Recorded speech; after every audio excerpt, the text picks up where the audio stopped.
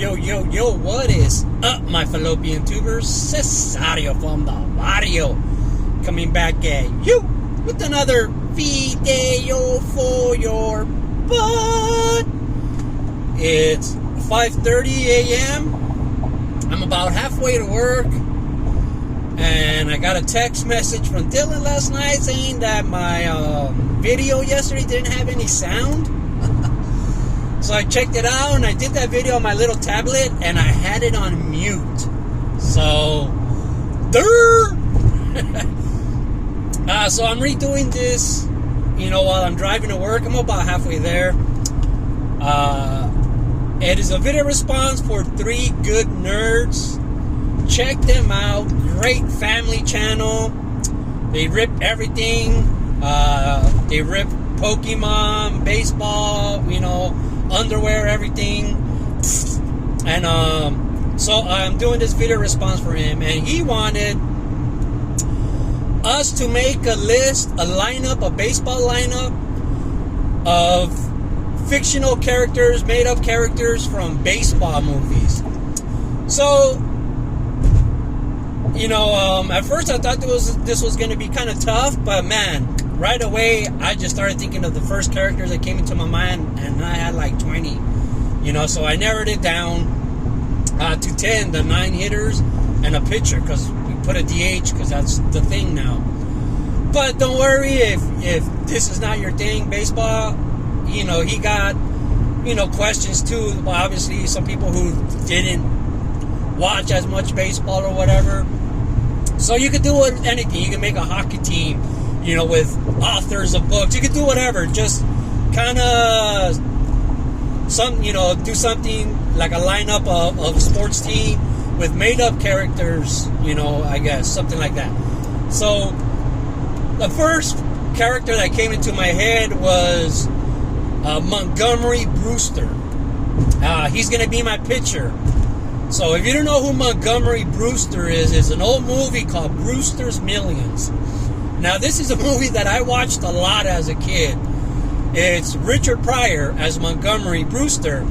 And he inherits, he can inherit $30 million. But in order to get those $30 million, he has to spend $300 million. Flat out get rid of it with nothing to show for it in a month. And if he can do that, he inherits $30 million. So Richard Pryor as Montgomery Brewster is my pitcher. Now that movie, man, I was drunk yesterday, so man, I normally when I make these videos, I just give the list, but I just kept going down memory lane, and thinking about things. The reason we had that movie is like, man, I was poor. We were growing up, we were poor, but nothing to complain about. My dad had the hookups. You know what I mean? My dad had the hookups, so my dad used to have a giant beta tape collection. If you don't know a beta, it's like VHS, DVDs, Blu-ray now, whatever. We had a bunch of movies because his buddy owned the video store. Now, back in the days, the way the video stores worked, they would buy a case of the movie. Say they bought a case of the movie Brewster's Millions, and they would have like 20 copies, 30 copies. So the first couple of weeks when it first comes out, everybody's renting out all those copies. But eventually, as it slows down a month, 2 months later, people are only renting, the people who haven't seen it yet are renting like, 2 or 3 copies a week. So they start selling the rest. So my dad would, I don't know if he got them super dirt cheap or if he got them for free, but he would get all the leftover movies, So we had all the beta tapes and VHS tapes back then. I mean, all the WrestleManias, a bunch of baseball ones, bunch of great movies. So my dad had the hookups back then. That's how we were able to go to so many Dodger games, Angel games. My dad just had hookups. I guess he was a popular guy when he was young. But anyways, Montgomery Brewster is my pitcher. All right, now, so he's not batting, so he's just a starting pitcher. Now, leading off, I'm going to have a guy with speed, so I'm picking this character Squeak from the movie Basketball. Now, if you're not familiar with the movie Basketball, It's the guys from South Park. I think, I'm not sure if it was their first movie or second movie. Actually, the same character, Squeak, who is my leadoff hitter, Squeak. He was in the movies, I think in all these movies, of the directors, the guys who started South Park, they also made movies. Basketball was one of the first ones, and they had this guy, Squeak. Now, the reason I'm picking Squeak is because he's fast. A lot of times, you want your guy who's the fastest to try to get on first so he can hopefully make it around the base and score a run. Now, Squeak, I remember him more, I think right away he came into my head because he was in another movie that they made called Orgasmo. Now, Orgasmo was, one of those weird sense of humor that I got. I got it. I liked the movie. I didn't get offended by it. But Orgasmo was a superhero. He was a comic book hero, Orgasmo, who could point at people and just make them have orgasms. That was his power, so it's a pretty funny movie. And Squeak was in the movie, and what was his name? I don't even remember his name in that movie now. I remembered it yesterday so easy. Choder Boy. He was Choder Boy. So Choder Boy, from Basketball, Squeak, he's my leadoff hitter because he has the speed. So you want your speedster to be on base. All right. So keeping with that theme, batting second, I have in right field Benny the Jet Rodriguez. All right, man, Benny the Jet Rodriguez. He was so good that he could tell you, "Hey, just hold your glove up," and he'll hit it from far away, and it'll land right in your glove without you even have to move. You don't believe me? Go watch the movie The Sandlot. So Benny the Jet from the movie The Sandlot, he's batting second for me. Benny the Jet Rodriguez. Man, I wish I had my PF Flyers on. I have those PF Flyers shoes, the limited edition from The Sandlot. But Benny the Jet Rodriguez, man, Benny the Jet, if you guys don't know, he had his troubles after the movie. So in real life, it's really, really hard to get his autograph. Like, if you want to complete the autograph of The Sandlot, of all the characters, you'll have a hard time getting Benny the Jet, or you're going to have to pony up some good money for it. All right, so Benny the Jet Rodriguez, keeping with that theme, you want your guys who are the fastest, hopefully to get on first. And then you want a guy with a high batting average to get them in. Well, that's why I got Stan Ross. Playing first base, Stan Ross is actually Bernie Mac, a comedian who played Stan Ross in the movie Mr. 3000. Now, this movie, Mr. 3000, if you haven't watched it, it's about a player who right before the playoffs, I believe, if I remember, I haven't watched it in a long time. Right before the playoffs, he gets hit 3,000. And all he cares about is going into the Baseball Hall of Fame, right? A lot of players actually do. A lot of players growing up watching baseball, that's their goal, is to get into the Hall of Fame once they reach the major leagues. And, it's kind of a thing. Well, if you hit 500 home runs or 3,000 hits, back then, before the steroid era, it was kind of like you're automatically in. You're getting in no matter what if you can hit 500 home runs or 3,000 hits. So he gets his 3,000 hit right before the playoffs, and then he just quits because he said, as soon as I get 3,000 hits, I'm quitting. I just want to make my mark in the Hall of Fame. So once he gets his 3,000, he quits, and the team goes to the playoffs, and he doesn't go. He just quits the team. So everybody's pissed off at him. Bad enough he was already an arrogant guy, but after he retired, 7 years later, after he retired and he was going to be up for the Hall of Fame, they reviewed his records, and there was a game or something that didn't count. So 3 of his hits or something like that, 7 of his hits did not count. So he was short for 3,000. So that kind of took away his shoo-in into the Hall of Fame. So 7 years, after he retired, 5 years later, whatever it was, he tries to make a comeback to get his, make up those 3 hits or 7 hits, whatever it was. And that happens. That's happened actually in real life. Like I said, I don't do research on these videos when I make these videos. Maybe I should, but you know, I'm off the tip, off the cuff. I think that happened to Babe Ruth. Was nothing major, but back in the day, you know, if you hit a walk-off home run, right? Say the game is tied. There's a runner on second. The game is tied. There's a runner on second. Bottom of the ninth, 2 out. You hit a home run. Well, that home run counts, right? So you win by 2 runs. Well, back in the day, that exact same situation. If you hit a home run, as soon as that run on second scored the winning run, your run didn't count. Your home run didn't count. It would count as a double. Because it would just be as soon as that other run comes in, the game is over. So I think that happened with Babe Ruth. Someone do the research for me if you want and correct me. But I think that happened to a couple of Babe Ruth hits where at first it didn't count as home runs, and then when they went back, they counted them as home runs. You know, these things happen all the time. Not that many years ago, they changed that also. They made a change where the Negro Leagues, their Negro League numbers counted towards MLB numbers, so that would add on to it also. So it happens, you know.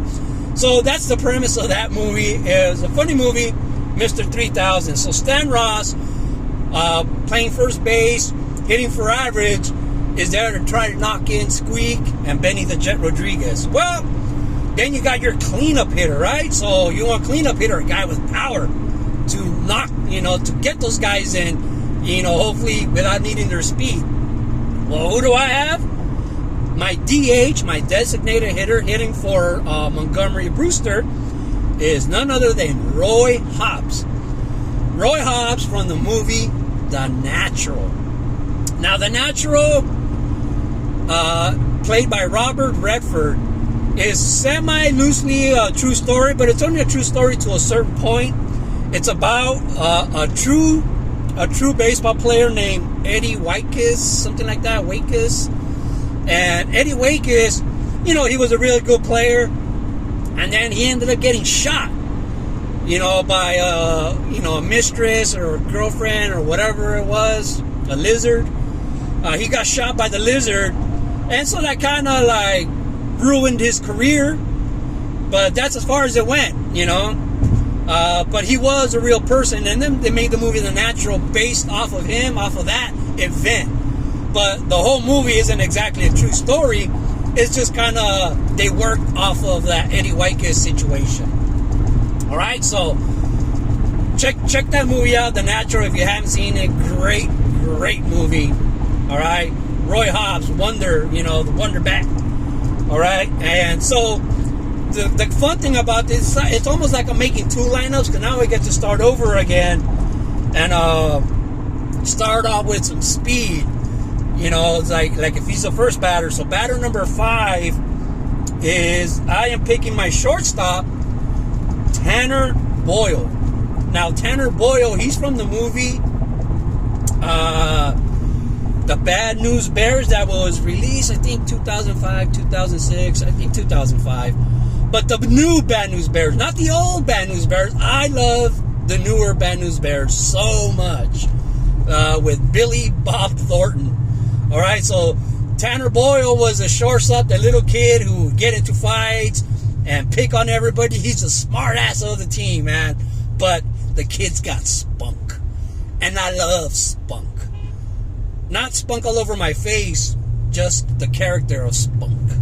All right, so Tanner Boyle from the Bad News Bears. All right, he's going to be batting number 5. So I got now batter number 6. You're going to go with another guy that hits for average and's got some speed, you know, a great player. Now, this guy that I picked is Jack Elliott. So in the movie, Jack Elliott is a first baseman. Okay, so he plays first base, but I already got Stan Ross at first base, so I'm putting him at third. Now, why did I choose him? Because it's Tom Selleck. Tom Selleck plays the role of Jack Elliott. Okay, so Tom Selleck can actually play baseball, and if you don't know, he actually did play baseball. He grew up a giant Tigers fan. His favorite player was Al Kaline. What's up, Lisa Z? So Tom Selleck's favorite player growing up was Al Kaline, and he loved the Tigers. And if you don't know this, in real life, he played in spring training with the Tigers. You know, and Sparky Anderson said, man, you know what? This guy can actually play so much that he put him in a real game to pinch hit in the 7th inning. Now, I'm not sure if there's any footage of that on YouTube or not. I remember watching it on one of the extras on a DVD. I don't know if it was for that movie, Mr. Baseball, because that's what the movie's called, Mr. Baseball.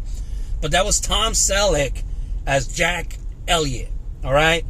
So now, my second baseman, now this one might be kind of a throw you through a loop, this is kind of the Eddie Whitedale version of my list. Now, Eddie Whitedale, if you guys don't know, he was a midget. Back then, they called him a midget. So they put him in just so he could get on base because it's too hard to throw him strikes. You know, because his strike zone is so small now. Which I don't know how it works now, because now they already have a strike zone, and it stays the same for every player, it seems like, no matter how tall you are, how small you are. But the point is to get you on base. You know, that was kind of a publicity stunt, so this is my publicity stunt. I'm picking Simon Birch. Now, Simon Birch isn't necessarily a baseball movie, but it's one of the baseball scenes that, man, just makes you cry. That I even to this day, like, whenever I say sorry, I say, I'm sorry! I'm sorry! Because I'm imitating Simon Birch, because what happens, they put him into a baseball game, and they want the game to just finish, and so they don't want him to get on base, they want him to just strike out. But he ends up making contact, and he hits a foul ball, and his best friend, Joe, best friend in the world, is at the game because they're on the same team, and his mom is walking in, and Simon Birch hits his mom in the head, kills her. She just drops dead on the spot. So that's why he starts to yell, I'm sorry, it's a sad scene.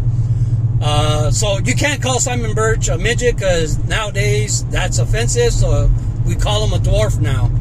Alright, so Simon Birch is my publicity stunt dwarf that I'm hoping he could just get on base.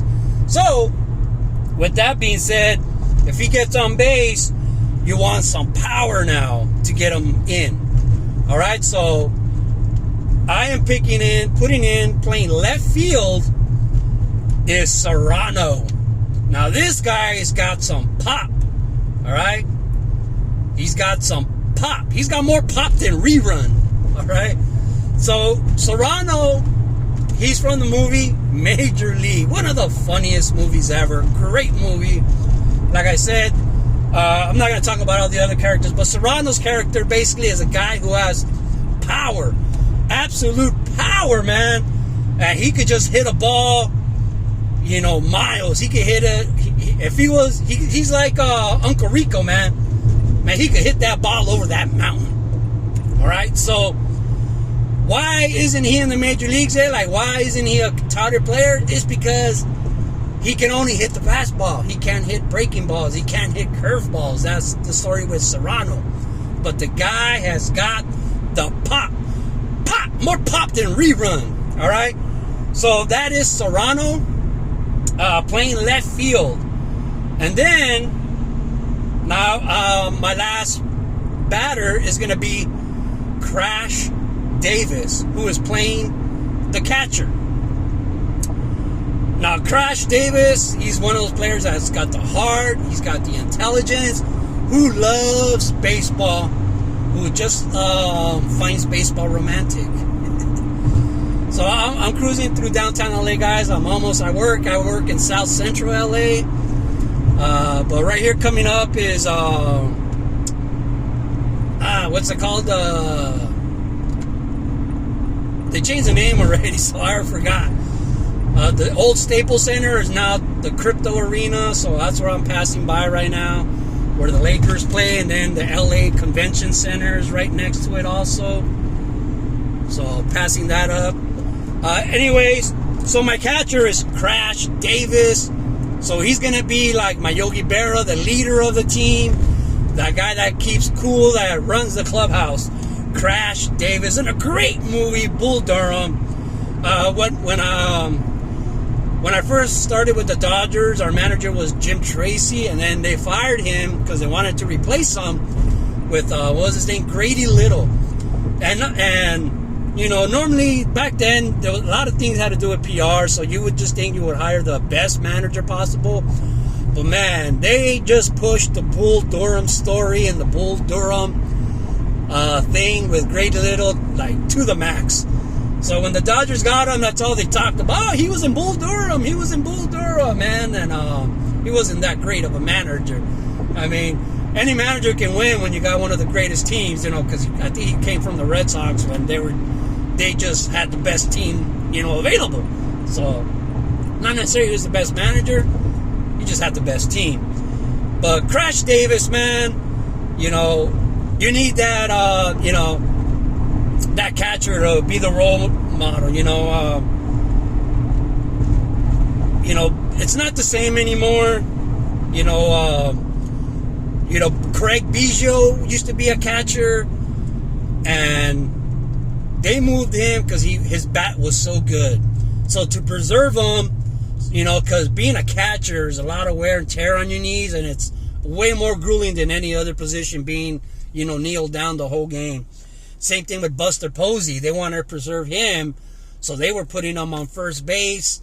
You know, so imagine like if they would have done that with like Roy Campanella, you know, maybe even Yadier Molina, you know, guys that were so good offensively and just preserved them defensively and moved them. You know, I don't know, just a thought it came into my head, because normally that's what they do now with catchers nowadays. If you're really good offensively, they'll put you in another position so you can have a longer career. But anyways, 3 good nerds. That is my video response. Hopefully I recorded my voice on this one. It made it kind of a fast drive to work. You know, I hardly even was able to get a sip of my coffee. So I'm almost to work now. As you know, I work in USC, so it is in South Central LA. So I am going to be driving through a little bit of a ghetto-y part now. It is kind of ghetto till we get there. It is kind of in a really bad neighborhood, but once you get on campus, the campus is nice. But check out the barrio, homie. Alright. So, anyways, 3 good nerds. I hope that was good enough. I know it's really long. I don't know if you like to watch long videos. Sorry about that. But man, I love talking baseball. I love talking movies, baseball movies. And believe it or not, guys, I had not watched Field of Dreams. I had actually just told this to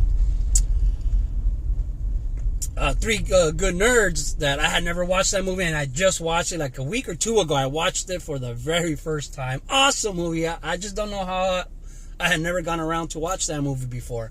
But anyways, thank you, 3 good nerds, for the chance to talk about this. Hey, and it made my trip to work a little bit faster, it seems like. So love the hobby, people, and just keep collecting baseball cards forever, I said. Ciao. So I am walking into my office. This is my little golf green that I maintain. And the great outdoors. Here's the baseball field. Hey, there's a baseball on my baseball field. So this is my office. I don't want to throw my arm out. We just aerated so you can see all the holes from the aeration. Here's the baseball. I don't want to throw my arm out. I'm deep in center field. Nah, I don't want to throw my arm out because I haven't stretched out. But let's see if I can at least get it to the infield. What a cheap throw. But hey, made it all the way to, it made it all the way to the back. Oh, there he goes. Look at that. Not a bad throw. All right, but below there's a football field. So Dado Field. There's the ghetto bird, always making his rounds. But anyways, thanks for watching, guys. All right, look at all our championships. All right, guys. Love the hobby. Just keep collecting baseball cards forever. I said, ciao.